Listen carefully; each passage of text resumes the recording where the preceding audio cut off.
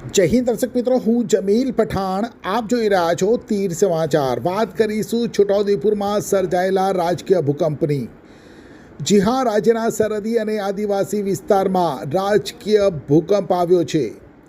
છોટાઉદેપુર તાલુકા પંચાયતના કારોબારી અધ્યક્ષ અને ભાજપના સક્રિય યુવા નેતા એવા રાજેશ રાઠવા ઉર્ફે રાજેશ લગામીએ આખરે ભાજપ સાથે છેડો ફાડ્યો છે.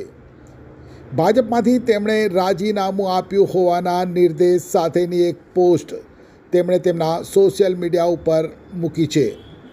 ત્યારે કહી શકાય કે ભાજપમાં એક મોટું ભંગાણ સર્જાયું છે.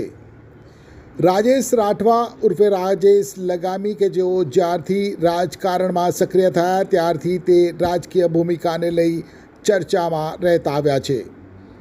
હાલ તેઓ છોટાઉદેપુર તાલુકા પંચાયતના કારોબારી અધ્યક્ષ છે.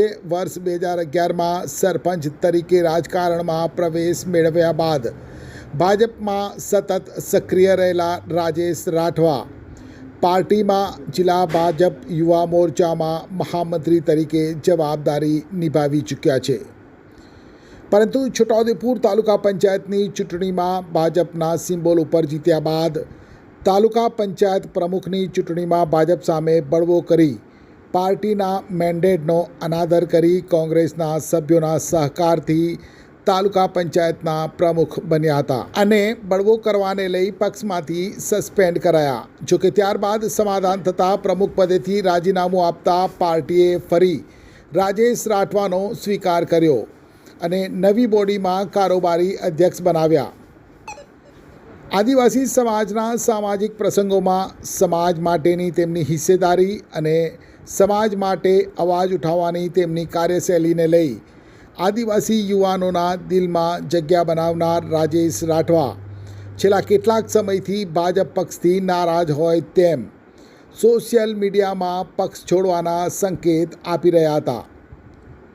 સોશિયલ મીડિયામાં કરાતી પોસ્ટ અને વાણી વર્તન જોતાં તે આમ આદમી પાર્ટીમાં જોડાય તેવી શક્યતાઓ લાગતી હતી. પરંતુ થોડા સમય પહેલાં રાજેશ રાઠવાએ બોડેલી ખાતે ચેતર વસાવા સાથે મુલાકાત કરતા આ શક્યતાઓ પ્રબળ બની હતી અને હવે જ્યારે આવતીકાલે ચેતર વસાવા છોટાઉદેપુર જિલ્લામાં આવી રહ્યા છે અને બરાબર એક દિવસ પૂર્વે પાર્ટીમાંથી રાજીનામું આપતા તે ચેતર વસાવાના હસ્તે આમ આદમી પાર્ટીનો ખેસ પહેરી આપમાં જોડાશે કે કેમ તેવા તીર સમાચાર સાથેની ટેલિફોનિક વાતચીત દરમિયાનના સવાલના જવાબમાં તેમણે આપમાં જોડાવાની વાતનો સ્વીકાર કર્યો હતો.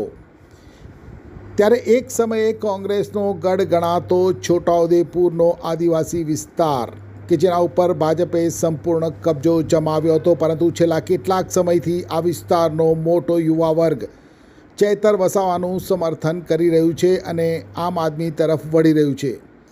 ત્યારે ચોક્કસથી રાજકીય વાતાવરણમાં આવેલ પલટાની અસર આગામી તાલુકા અને જિલ્લા પંચાયતની ચૂંટણીઓમાં પડશે તે વાતને નકારી ન શકાય. એક્ટિવાથી લઈ જેસીબી સુધીના ટૂંકમાં દરેક વાહનના અને દરેક કંપનીના, જી હા, દરેક કંપનીના અને દરેક સાઇઝના ટાયર એકદમ કિફાયતી ભાવમાં મળશે અને તે પણ આપણા છોટાઉદેપુરમાં.